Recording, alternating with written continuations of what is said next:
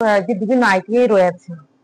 তো সর্বপ্রথম আমরা দেখেছি যে আমাদের ভারতবর্ষে 2022 সালে প্রথম আমাদের আইটিআই যে ছাত্রদের নিয়ে বিভিন্ন রাজ্যে বিশেষ করে আমাদের মোদীজির নেতৃত্বে একটা সম্বর্ধনা প্রোগ্রাম করা হয়েছিল, যারা টপার হয়েছেন, যারা অল ইন্ডিয়া ট্রেড যে টেস্ট হয় সেই টেস্টে।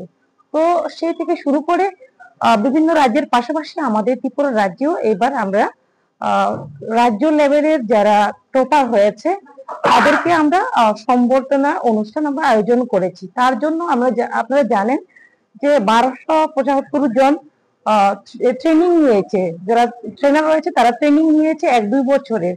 তো তার থেকে 14 জনকে আমরা আজকে সম্বর্ধনা দেব, কেননা ওরাই আমাদের আগামী দিনের প্রজন্মের, তারাই ট্রেনিং করাবে, তারাই অনেক আমাদের বাচ্চাদেরকে আরো এগিয়ে নিয়ে যাওয়ার জন্য কাজ করবে।